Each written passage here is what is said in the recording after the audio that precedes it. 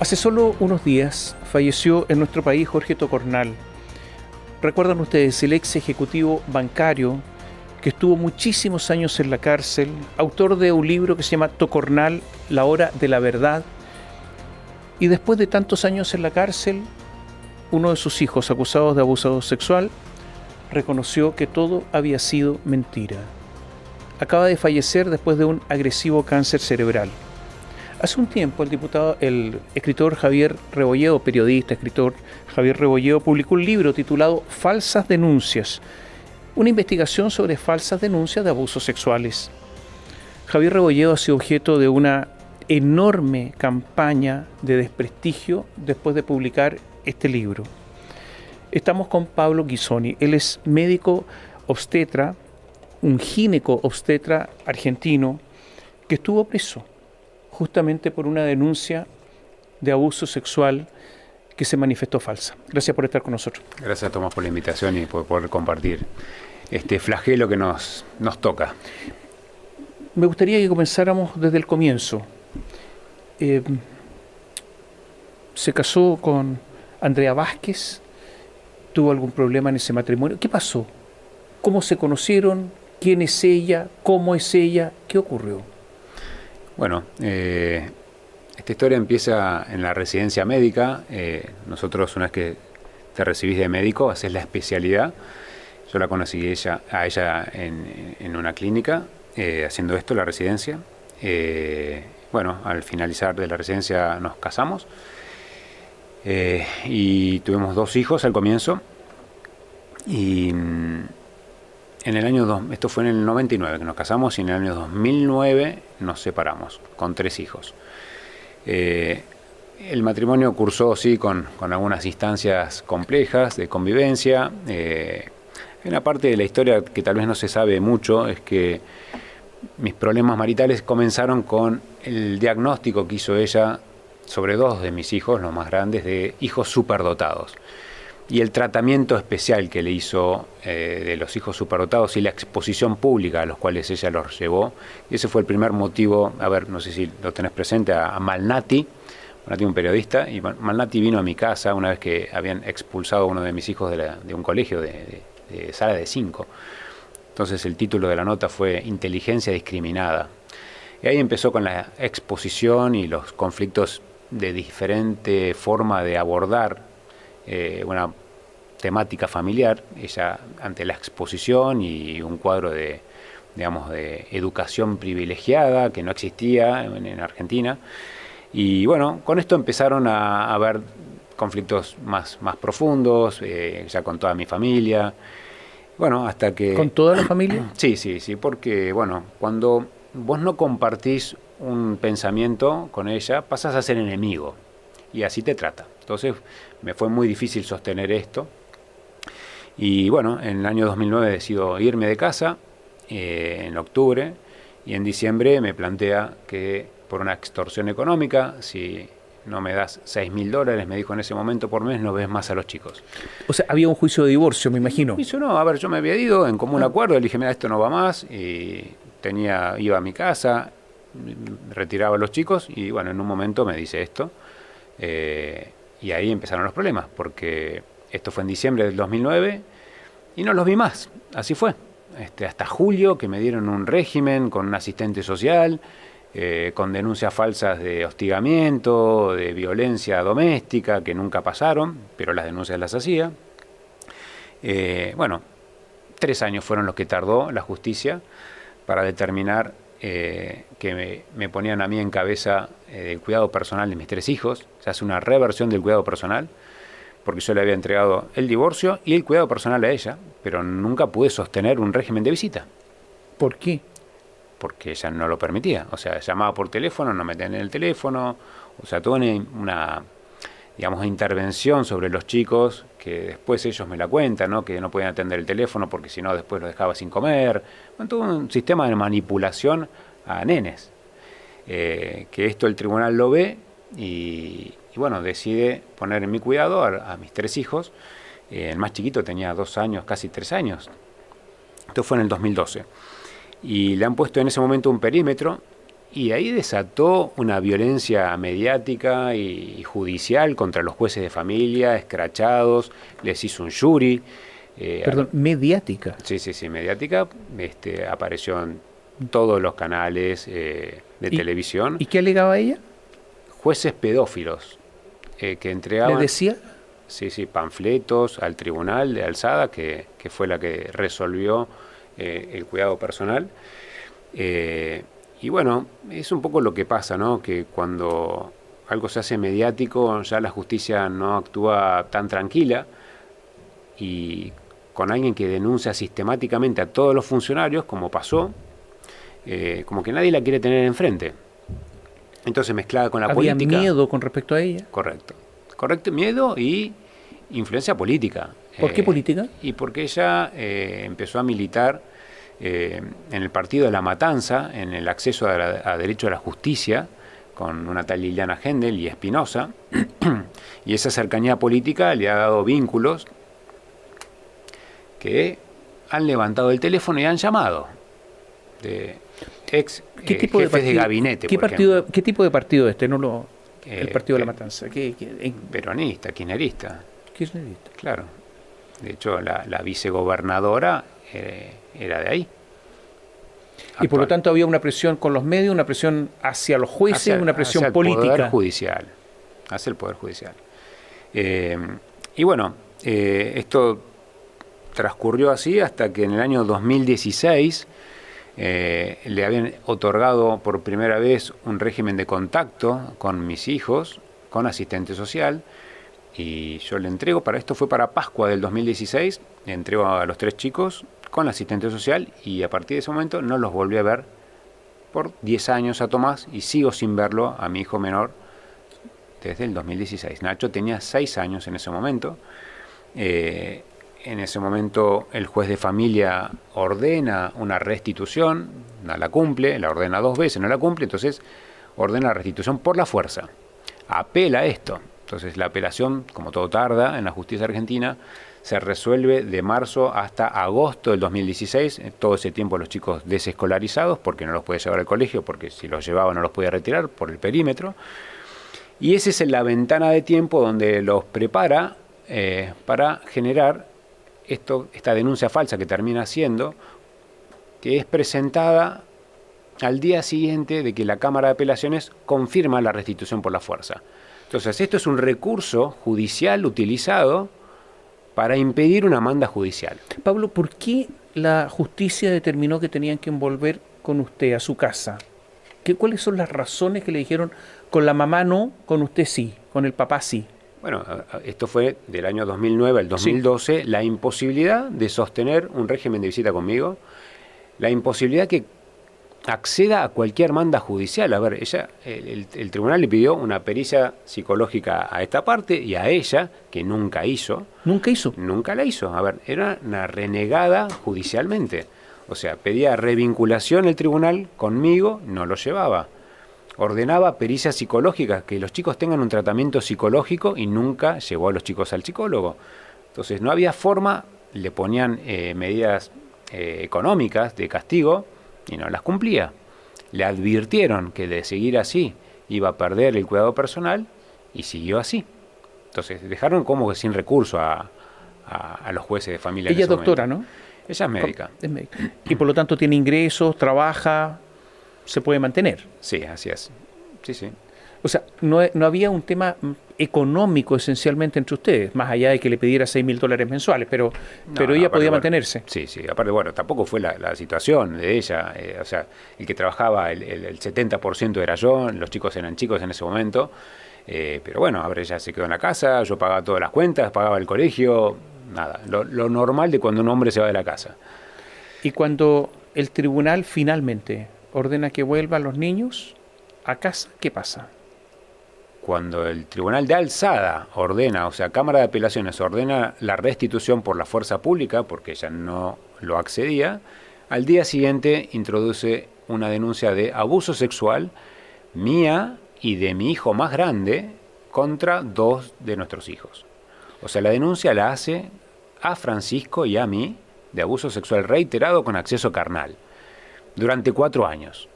Y esto pasa a Francisco también, porque Francisco decidió no quedarse con ella ese día.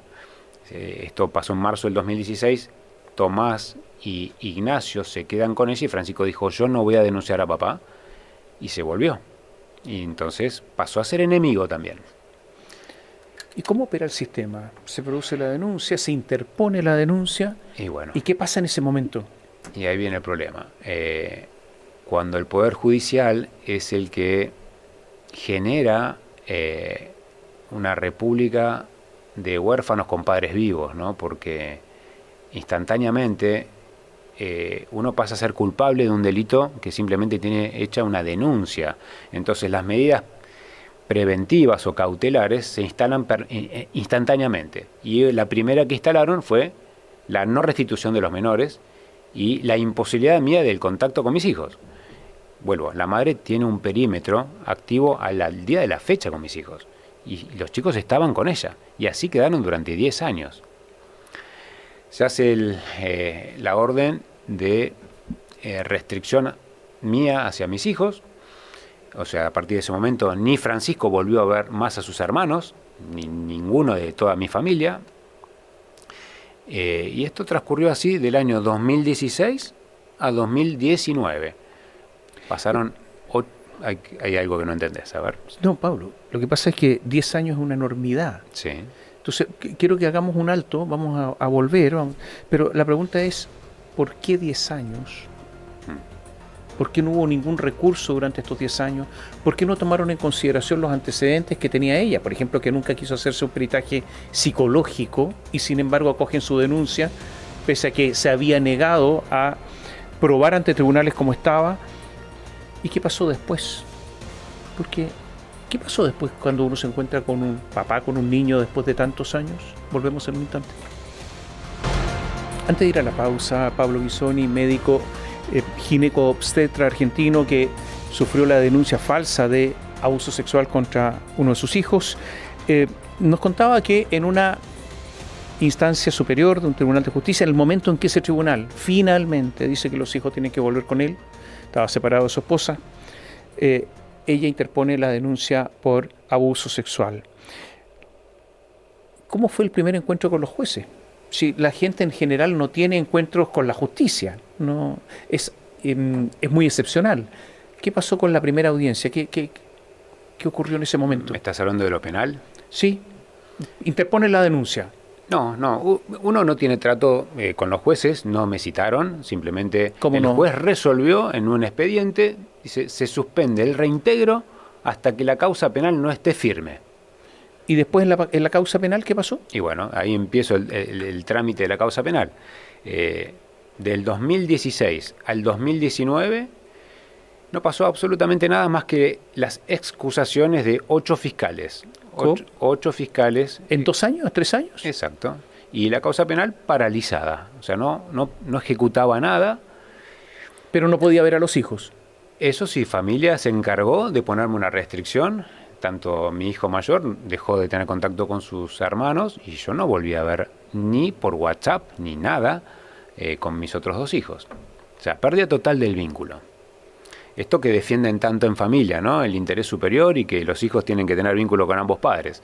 Bueno, con la presunción de un delito, sin prueba alguna, ni siquiera estar instruida, ni siquiera estar elevado a juicio o procesado, las medidas cautelares se ejecutan inmediatamente. ¿Lo detuvieron en algún momento? Sí, claro, en el 2019, primero me realizan un allanamiento a mi propiedad, hecho bastante violento, por cierto, para uno que no está habituado, y me mandan detener en junio del 19. Yo estaba trabajando en la clínica y me vinieron a buscar ahí. Sí, y estuve detenido con prisión preventiva, supuestamente por posibilidad de entorpecer la instrucción y riesgo de fuga. A ver, la denuncia fue la misma. Desde el año 2016 al 2019 yo estuve en el país trabajando, me he ido del país y he vuelto, pero a partir del 2019 la jueza entendió que tenía riesgo de fuga y me mandan detener por esto, por tener capacidad económica y capacidad de poder interponer. ¿Cuánto tiempo estuvo detenido? Estuve detenido 2 años y 3 meses y 6 meses con prisión domiciliaria con una tobillera electrónica. El juicio se realiza un año después de que me quitan la tobillera. Esto fue en el 23, septiembre del 23, por el pleno del tribunal y sin acusación del fiscal. Me sobreseen. ¿No hubo acusación del fiscal? El fiscal levantó la acusación. ¿Por qué? Porque no encontró prueba alguna para ni siquiera... Después de todo esto no encontraron nada. No encontraron prueba. Ella apela la sentencia. La apelación demora otro año más y en mayo de este año el Tribunal de Alzada, o sea, lo que se llama ya casación penal, me sobresee también. O sea, tengo esto que se llama doble instancia absolutoria, que para la justicia penal es que algo que adquiere firmeza, no así para familia. Entonces, mis restricciones en familia continúan. ¿Hasta el día de hoy? Hasta el día de hoy yo tengo suspendida desde la denuncia la responsabilidad parental sobre mis hijos. Ya 2 son mayores, así que no importa, pero sobre el menor, que sigue viviendo con ella, al cual no tengo acceso, no puedo peticionar absolutamente nada. Pero en algún momento, más allá de todo esto que ha ocurrido, su hijo Tomás, que se había quedado con la mamá, correcto, levanta un video. Sí. Sube un video. ¿Y qué dice en ese video? Bueno, el proceso de Tomás, según me cuenta, y que ahora como nos estamos viendo, gracias a Dios, empieza cuando él se va por incompatibilidad de vivir con la madre con 19 años. Él tenía 13 cuando se fue a vivir con ella, y con 19 se va a vivir a la casa de los padres de la novia, y con esta distancia, salir de su mirada, pudo empezar a ver los rasgos patológicos de su convivencia. Ella tiene un diagnóstico de psicópata narcisista, confirmado por el tribunal,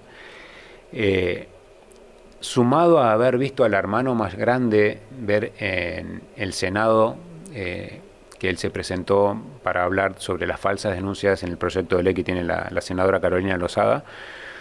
Él siente que no puede continuar con una mentira y se sentía cómplice de una mentira.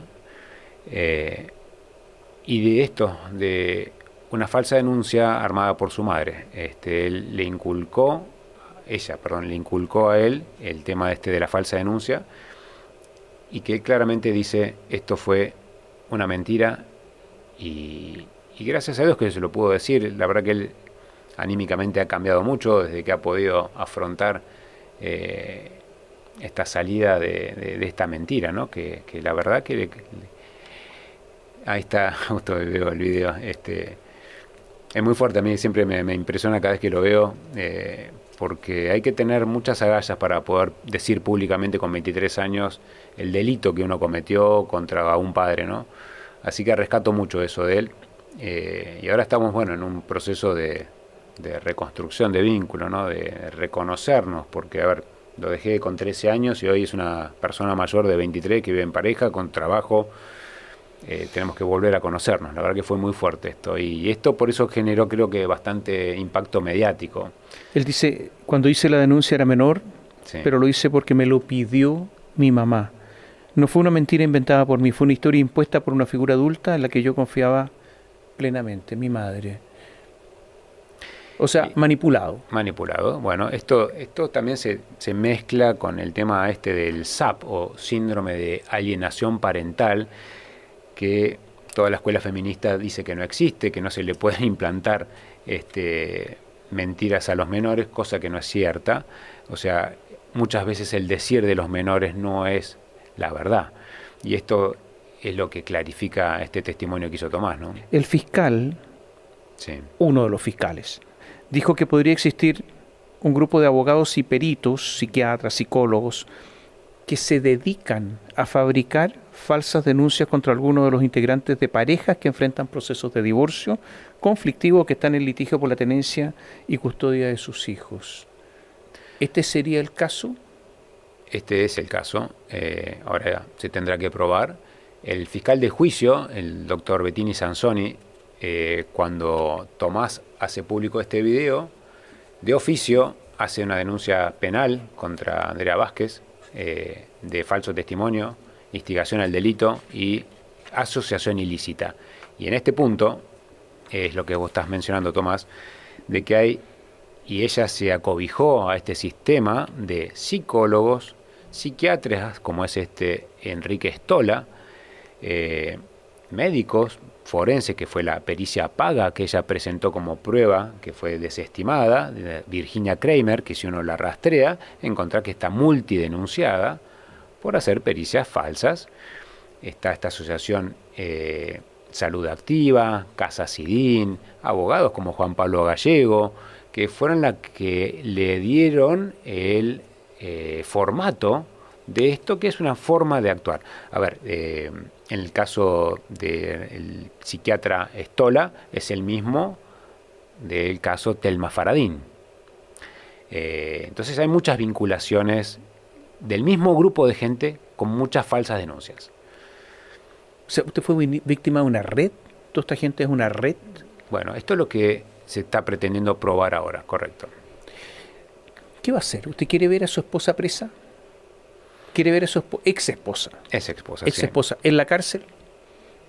Yo necesito un poco de reparación de justicia por todo el daño que hizo. No es algo que me quite el sueño si va presa o no, pero uno busca cierto grado de justicia reparadora. Ha hecho mucho daño, daño irreparable a mí, a mis hijos sobre todo, daño psicológico.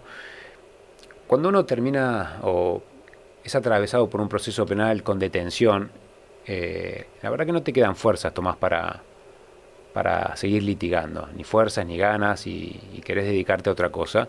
Y por eso yo no hice ni insté la denuncia penal, esto lo hizo el fiscal.